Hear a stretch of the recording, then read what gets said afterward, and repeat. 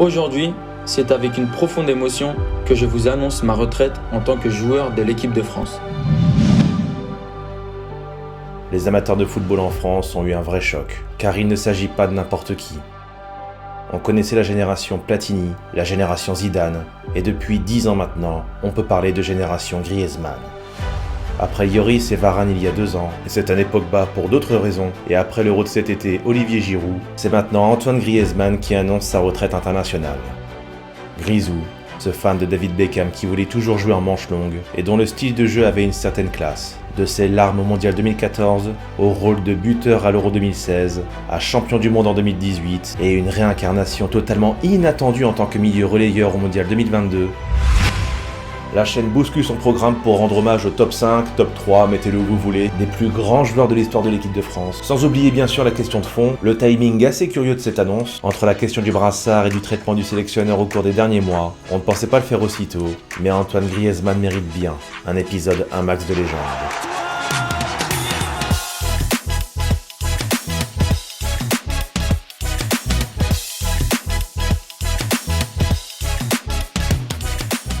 Les footeux, si vous aimez les maillots rétro comme celui-ci, c'est maillot Griezmann en 2016, tac, Griezmann numéro 7, sachez que je l'ai eu sur Vintage Football Area, revendeur français de maillots rétro, et c'est pour ça que je les aime beaucoup parce que c'est un revendeur français. Mais il n'y a pas que des maillots, il y a des shorts, des écharpes, des survêtements, et vous connaissez certainement le concept de la box mystère. C'est très simple, vous payez un prix fixe, vous donnez votre taille, et vous ne connaissez pas à l'avance le maillot que vous allez recevoir. Mais rassurez-vous, si vous ne souhaitez pas recevoir certaines tuniques, vous pouvez l'écrire dans la case juste ici. La box mystère est vraiment un super moyen de faire un cadeau à un ami, d'autant qu'on approche tout doucement des fêtes de fin d'année, et comme c'est la retraite d'Antoine Griezmann, à événement exceptionnel, jeu concours exceptionnel. Rendez-vous sur mon compte X, anciennement Twitter, où je mets en jeu avec mon partenaire Vintage Football Area le maillot bleu de l'équipe de France 2024, version pro, avec le flocage Griezmann dans le dos. Pour participer, c'est très simple, mais attention, faut bien suivre toutes les étapes. 1. Abonnez-vous à la chaîne. 2. Abonnez-vous à mon compte X, un max de foot, et ainsi qu'au compte X de Vintage Football Area, et dès que vous trouvez le post sur le jeu concours, il vous suffit de liker et de retweeter. Un tirage au sort aura lieu dans les prochaines semaines, et je désignerai à ce moment-là le grand gagnant. Mais en attendant, si vous souhaitez un maillot rétro dès maintenant sur Vintage Football Area, profitez du code MAX MAX, où vous aurez une réduction de 10% sur tous les articles du site, et si vous voulez participer au jeu concours, ça coûte rien, tentez votre chance, et moi sur ce je vous souhaite bonne chance. Allez maintenant, c'est parti pour la vidéo.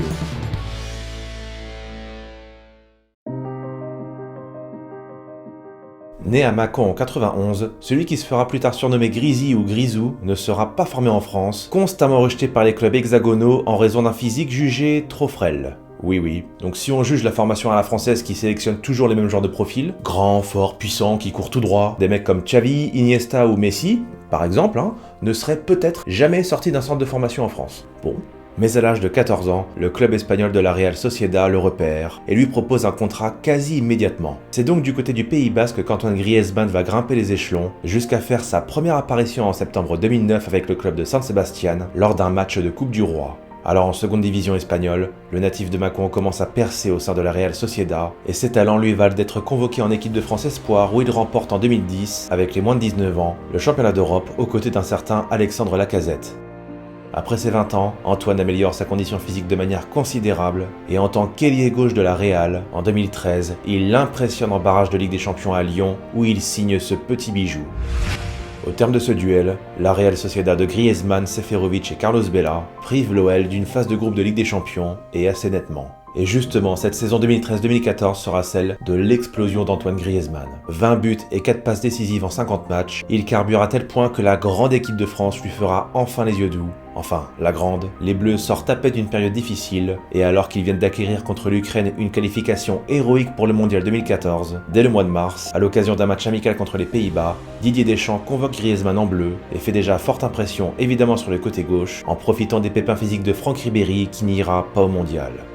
Antoine Griezmann se fait alors une place dans la liste des 23 et inscrira d'ailleurs son premier but en bleu contre le Paraguay lors d'un match amical en juin 2014. Et en plus de prestations très convaincantes, Antoine s'assure quasiment une place dans le 11 de départ.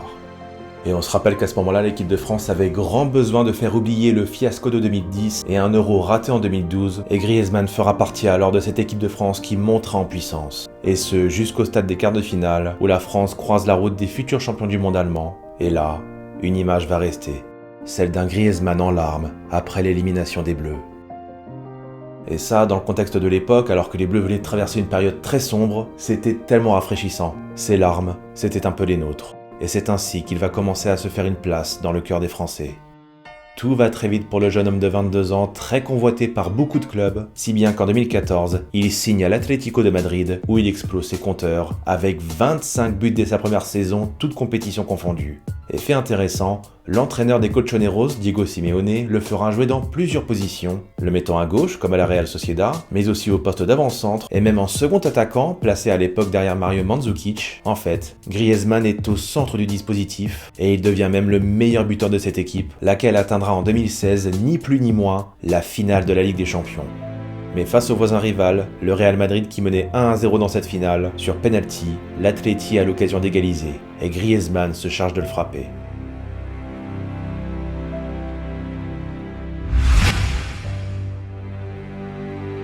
Les Colchoneros égaliseront par la suite pour emmener les merengues jusqu'à la séance de tir au but, où Antoine Griezmann se présentera de nouveau face à Keylor Navas, et cette fois, il va marquer.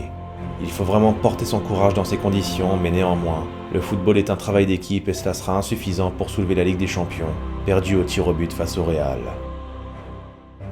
Mais qu'importe, l'année 2016 fut parfaitement lancée pour celui qui fut nommé meilleur joueur de la Liga en 2016, et justement un mois plus tard, l'équipe de France s'apprête à disputer l'Euro chez elle. Après un match d'ouverture moyen contre la Roumanie, où il trouvera notamment le poteau, Didier Deschamps le met sur le banc lors du second match contre l'Albanie, mais les Bleus sont en difficulté, 0-0 jusqu'à l'entrée d'Antoine Griezmann, et le voilà qui débloque la situation. Le centre ami Antoine Griezmann, 90e minute. Dès lors, il va devenir un élément incontournable sous le maillot frappé du coq, car en huitième de finale face à l'Irlande, la France est cette fois menée 1-0 à la mi-temps, et celui qui va la libérer en seconde période, c'est encore lui, et cette fois, il signe le doublé, rien que ça. Il participera ensuite au festival contre l'Islande en quart de finale, avant de devenir définitivement en demi-finale contre l'Allemagne, un véritable héros national.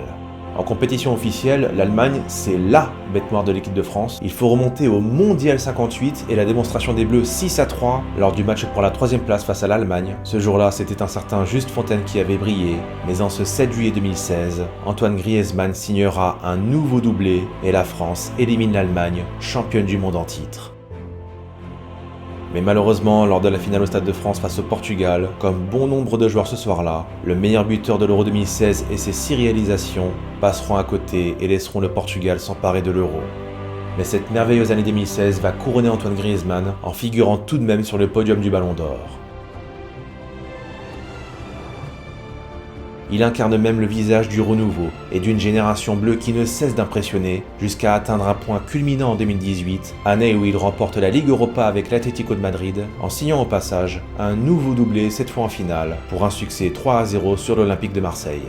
Une parfaite transition pour lui à la veille de s'envoler avec les Bleus pour la Russie, direction le Mondial.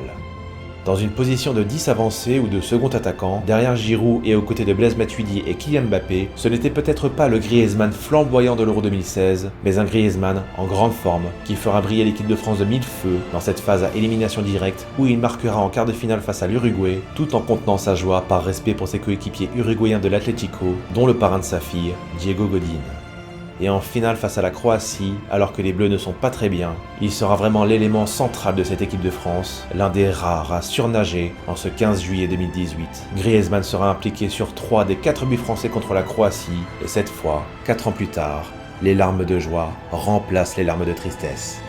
Et la France décroche sa 2e étoile.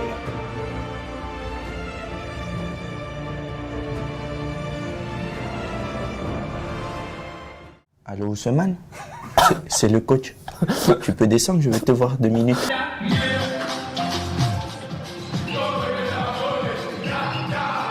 Toujours souriant avec ses coéquipiers en bleu, et notamment Paul Pogba dont on sait qu'il est très proche, Antoine Griezmann n'est pas du genre à se prendre la tête.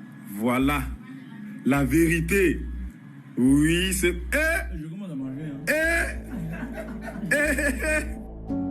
Antoine Griezmann incarne donc cette équipe de France joviale, toujours de bonne humeur et qui ne recule devant rien.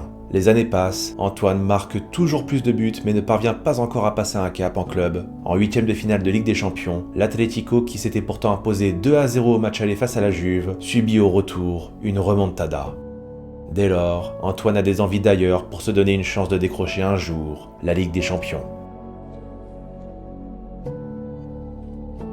Recruté en 2019 pour près de 120 millions d'euros par le Barça, d'emblée, le champion du monde semble être en manque de repères, même si ses statistiques pour sa première saison sont quand même pas mal du tout. 15 buts et 4 passes décisives en 48 matchs, il fut même le joueur le plus utilisé de toute la saison, devant Messi et Suarez. Et la saison suivante, il fera encore mieux avec 20 buts inscrits et 12 passes décisives toutes compétitions confondues, soit autant de passes que Messi, donc non, ces chiffres ne sont pas aussi mauvais. Oui mais voilà, son temps d'adaptation fut long, il a souvent manqué ses débuts de saison sous le maillot blaugrana, on sent qu'Antoine n'est pas vraiment dans son élément, en plus d'être souvent critiqué pour son manque de réalisme devant le but. Et au bout de 2 ans, le Français décide de revenir à l'Atlético, là où il se sent le mieux, alors que les hommes de Diego Simeone viennent de remporter la Liga, un titre qu'Antoine Griezmann n'a toujours pas réussi à ce jour à inscrire sur son palmarès. Pendant ce temps-là en bleu, il devient le 3e joueur après Thierry Henry et Olivier Giroud à dépasser Michel Platini au rang des meilleurs buteurs de l'histoire de l'équipe de France. En 2021, après un Euro à oublier, Antoine Griezmann remporte la Ligue des Nations avec l'équipe de France, avant de revenir en force un an plus tard à l'occasion du Mondial 2022, alors que les Bleus font face à une cascade de blessés, Benzema, Nkunku et même son pote Pogba.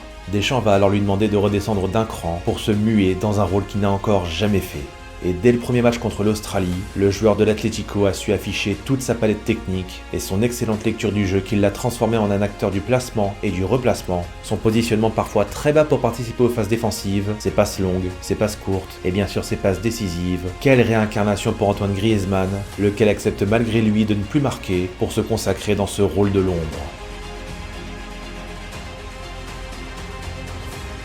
Il effectuera un mondial 2022 brillant, sauf en finale, comme encore une fois la plupart de ses coéquipiers. La France s'incline contre l'Argentine et ne décrochera pas de 3e étoile, mais Antoine fait partie du cercle très fermé des Français ayant disputé 2 finales de Coupe du Monde d'affilée. À 30 ans passés, et après la retraite internationale d'Hugo Lloris, l'expérience si inestimable d'un tel joueur mériterait bien le brassard de capitaine.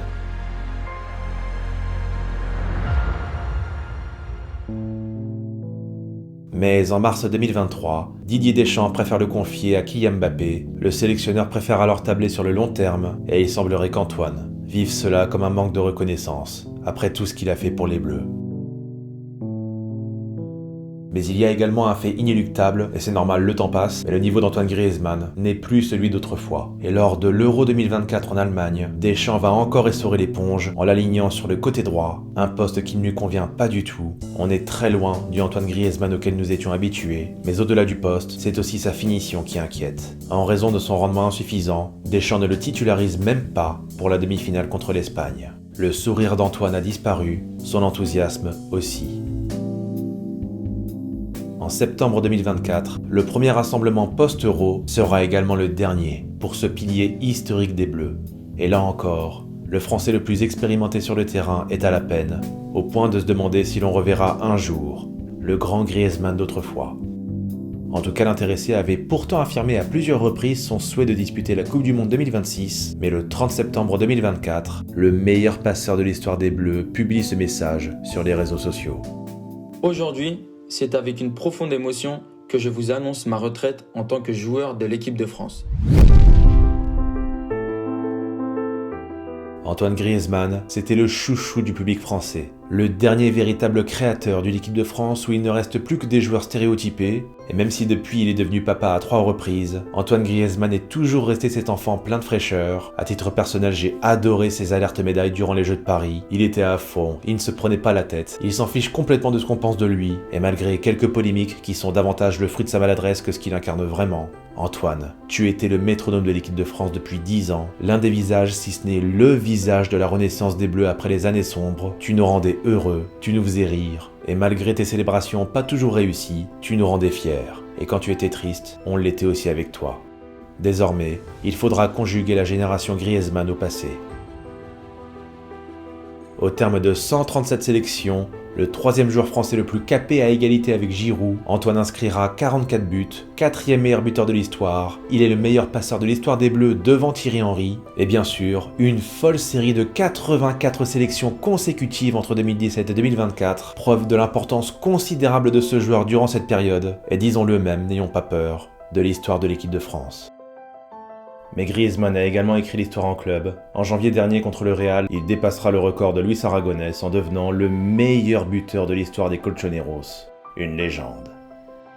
Alors évidemment, l'annonce de sa retraite, en plein mois de septembre ou octobre maintenant, c'est un timing qui pose question parce que ça n'intervient pas après un Euro ou une Coupe du Monde. Ça n'avait pas du tout filtré, vraiment on a tous été pris de court. Mais force est de constater que, vu le contexte, puisque vous savez que l'équipe de France est quand même en déclin, et comme je l'ai dit dans une vidéo que j'ai publiée il y a environ un mois, je pense que ce n'est que le début. Pour qu'Antoine Griezmann parte comme ça, encore une fois on parle d'un joueur majeur de l'histoire de l'équipe de France, c'est plus que curieux. Dans cette histoire, il y a un loup. Alors évidemment, Dédé va nous dire que tout va bien, qu'il remercie Antoine Griezmann pour tout, etc.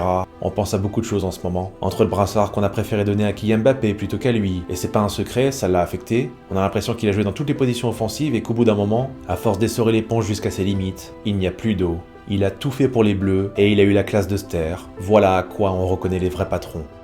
Alors peut-être pensait-il que son traitement entre guillemets allait changer après l'Euro 2024. À mon avis, lors du dernier rassemblement, il a vu le niveau de l'équipe. Voilà. Je pense qu'il prend plus de plaisir, et quand on ne prend plus aucun plaisir, faut pas se prendre la tête, faut dire stop. Après Lloris, Varane, Pogba, Giroud depuis quelques mois, et maintenant Antoine Griezmann. On ne se rend pas compte, mais en 2 ans, ce sont les joueurs les plus populaires de l'équipe de France, qui ne porteront désormais plus jamais le maillot bleu. Et ça va nous faire tout drôle. Il y a des départs qui font plus mal que d'autres, et le tien, Antoine, fut vécu comme un tremblement de terre pour tous les fans de football en France. On te souhaite le meilleur pour les prochaines années. Repose-toi bien, champion. Profite de l'Atlético, profite de la famille, et surtout pose-toi. Prends le temps de réfléchir, en espérant peut-être, sait-on jamais, qu'avant le Mondial 2026, on ait droit à une dernière danse. Parce qu'un joueur comme toi, on ne le remplacera jamais. Au revoir, Antoine, et merci